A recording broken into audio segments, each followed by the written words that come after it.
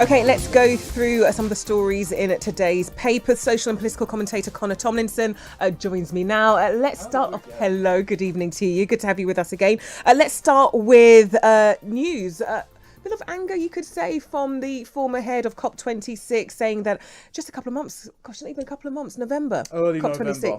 ended, right? Not even a couple of months, and the head of that, the president, Alok Sharma, is saying that all the promises could be looking a bit empty now. Well, it's no already. sign that obviously most of the Paris Accord nations, barely any of them met their commitments. That's why President Trump left quite a while back. And America, having left the massive, very expensive climate commitment pact, they were the nation between 2017 and 2019 that reduced their emissions most overall, despite increasing gas manufacturing. Whereas China, who get off basically scot-free of not paying their fair share of contributions, as many have criticised. Well, they didn't. Not only did they not bother attending with the official capacity, they obviously sent dignitaries, but obviously President Xi and also President Putin didn't show up. But shortly before, they announced they were going to increase capacity at 252 coal-fired power plants, and that increased global emissions by 16% by 2030. So if the UK is going to eliminate, if the UK is going to eliminate 1% of emissions by 2050, they're going to do a 16-fold in half the time. It seems a bit daft, really. So what is Alok Sharma actually asking for? Is he calling on his own government to make sure all the promises weren't meaningful? Why did he not call on China to do the same thing? Well, they didn't make any promises, but yeah, call on China to do it's what strange they need to do. Because it seems that we've got an aversion to sanctioning. I know Tobias Elwood was on the network a little while ago saying, we almost can't sanction China because they're just going to circumvent it. I wrote a piece a little while ago for the American Institute of Economic Research. Very big mouthful of a name, but the problem with like carbon taxes, for example, now a lot of people are saying levelling them, making them fair so you don't get the gilets jaunes, the yellow vest protesters in France, where you make fuel really expensive for British taxpayers, and that there's a way of doing that. The problem is if you start levying them across borders, you're going to make it so that goods like steel that are high carbon and that they're going to be really expensive for developing nations. We spoke to one of the MPs from Malawi who said, you guys are basically in the West with your obsession, you're pricing us out of the market. We're still burning charcoal. And that's really dangerous for emissions, but we can't jump straight to renewables because we haven't got the infrastructure yet. And if you penalise us and you say, okay, we're going to make things like coal or steel that really expensive, we're going to have no choice but to go to China. We're going to rely on their loan program, and that's what was it Zimbabwe that just did that, and their only airport was just taken over by China because they defaulted on the loans. So China's basically subsuming a lot of the developing nations. Yeah, China's got a lot really of money. I'm from Ghana originally. My parents are from Ghana, and there's a lot of China money right there. Started from even the 60s. They started ploughing money into Ghana. Yeah, well, they've got this initiative called the One Belt and Road. It's based on the Silk Road idea, but they want to create like a network of digital infrastructure across continents and adopt a lot of nations into their surveillance network so they can monitor all the different citizens. It's a way of basically bringing Africa into the social credit score system. And they do that by giving out loans that they know that the dictators of certain countries will never be able to pay back. And they also bring in, rather than creating regional job opportunities for the people that are doing there, which we could do if we if we made it so businesses would more easily invest in Africa. That would mean that the local people could actually work on their stuff. Instead, they import all the labour. That's why you saw a lot of COVID cases, for example, in Europe. And then as soon as they leave, there's no new job opportunities. The steel's made of rubbish. The emissions are still going up really high. The skills isn't there because they employ people from outside their own back door. Yeah, and the economy is completely depleted, and so the loans default to China, and China expands their imperialist network. So what are the worries here in terms of the promises that were made at COP26? Why is there worry just a few weeks after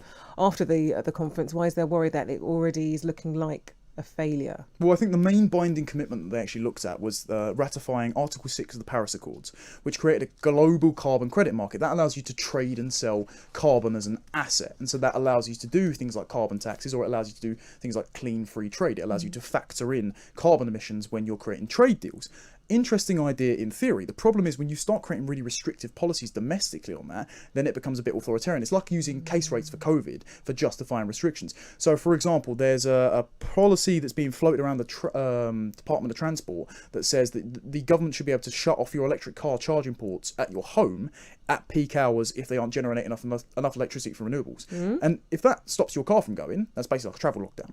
Or if you could, there's a card that's being developed by MasterCard that caps your purchases based on how much carbon each person has used. Or are they actually seriously thinking about introducing all of this? Yes, well, this is the policy that they're thinking of introducing for their customers. But of course, if that becomes government prescription, if you tie that to like a smart meter, for example, so you say, oh, you've spent so much energy in your home. That's it. Exactly. They could cap your consumer purchasing rights based on what they're tracking in terms of how much carbon you've used. This is sounding pretty scary. It's very authoritarian, and to have a lot of international bodies promoting this, for example, the World Economic Forum's partnered with MasterCard, and they're saying this is a very good idea to create like a digital carbon footprint for each consumer. Who elected you to do that? Who and also not other countries are doing this. A lot of other places aren't going down the same authoritarian route, even though they're putting authoritarianism in other ways. Like China is currently doing, more COVID lockdowns again, freedom of speech restrictions. So they're going to barrel ahead, carbon be damned, and level up their economy. Well, we're sounding very Chinese at the moment with some of the things that you're talking about there, Connor. You're wondering how we can segue from COP26 to COVID. I have no idea how to do that now. Well, as a lot of people have been saying, and I've been beating the drum on this for quite a while. A lot of people have been saying, "Oh, it's just a mask, it's just a test, etc." Well, where are we sourcing all those from? If you look at the side of the little flow test boxes, all of my masks, all the throwaway disposable masks I have, all made in China. We are rewarding the place that unleashed it. So they give COVID and they give us ways to protect ourselves from it. So well, ways to protect yourself from it. Again, the masks are fairly dubious in nature. If you looked at Germany, for example, that mandated the N95 masks, they've got very high case rates compared to us. Now that might be because we use AstraZeneca, for example. That might be the difference in terms of vaccine technology. But the masks clearly haven't made too much of a difference in terms of waves and dispersal. But we send 53 million of them to landfill every day in the UK. So you don't wear a mask? No, I don't. Well, I'm technically exempt anyway. But also I like doing things that work. And frankly, if there's more masks than jellyfish in the ocean right now, and we're sourcing them all from the place that unleashed it on us, don't think that's the best plan. Well, so what happens then when you walk into, let's say, your supermarket? Do they come at you and you just pull out your exempts? Not so much now. Not anymore. Well, technically they can't challenge you because of the Unfair Qualities Act. That's it. The Unfair Discrimination. I spoke to a lawyer a little while ago. So they can't challenge you, but you can still get fined? No, well, I can't get fined technically. If you don't have an exemption. Yes, that's the idea. But also, I wonder one of the medical exemptions is severe distress. So if you wear a mask and it makes you severely distressed, then that counts as an exemption. Okay. That's not my exemption, but obviously other people have taken that as license. Can now use that. Now you've told everybody on Talk Radio. Yeah, the reason I was going to go to COVID because I'm going to ask you actually, how are you going to be spending your New Year's Eve? I think I'm probably going to be dragged out to a pub or something. See, I normally don't celebrate New Year's because my family are pretty apathetic on it all. It's normally one of those affairs where who's the ska band that always does something? Did Baggy Trousers or Madhouse? That's the one, yeah. They seem to do something every year. My mum always sticks it on, opens a bottle of Prosecco, and then they'll go to bed after it goes after midnight. So I've never really done the thing. I think my missus is probably going to drag me out to one of the pubs. But England's one of the only places that are open. So it's going to be packed everywhere. The Scottish government said earlier, please don't leave Scotland to go to England. Really? You're going to tell the Scots not to go and have a drink and a good time on New Year's Eve? It ain't going to happen. No. Well, this is it. So Boris is saying, yes, we can party, but he said, to be cautious while doing it. How can you be cautious having a big old rave up celebrating New Year's Eve? Well, that's going to put a lot of people off, as people accused Chris Pretty of doing lockdown by stealth a little while ago. If you want to put down a deposit for a New Year's party, I think people are more afraid of being restricted by pinging or the pingdemic or coming to contact with someone with Omicron than actually getting Omicron at this point. And so I think a lot of people aren't going to be booking and putting down the deposits, and a lot of hospitality places are going to lose a lot of money, unfortunately, just from the general over-exercising of caution. So you think people will still be cautious? I think people will be cautious with their money. I don't think people are necessarily too concerned. If you've had, if you've had COVID, if you've had 2 jabs, if you've had the booster at this point, if you're still doing social distancing, etc., if you're wearing shin pads to bed, you're that scared of COVID. I don't think people are that concerned now of getting Omicron when it seems to be more mild overall from the data that we've seen.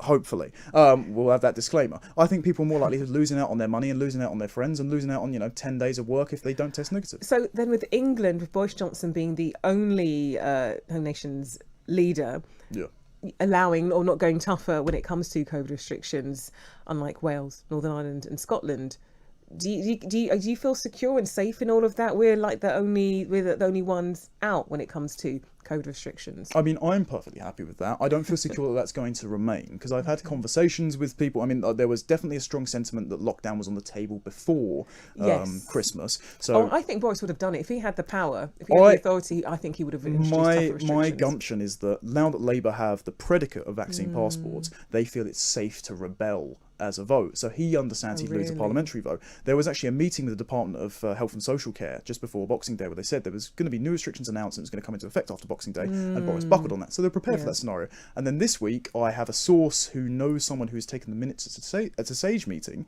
who has said they're currently prepping to push the government for introducing new restrictions after New Year's. However, SAGE did also push for restrictions before Christmas, so how much will the government actually listen to them this time round? That's exactly it. As you've discussed before, it's more a matter of political expediency and looking like you've got the favourability of the electorate from now on and having the cabinet on your side, which seem to be rebelling consistently, than it is, listening to the experts. Not that the experts are politically impartial either, as we've discussed before. Well, it will all be dependent on, I'm imagining, hospitalisations, if those figures go up. But, you know, if they continue as they are creeping up, but nowhere near what they were at the start of the year.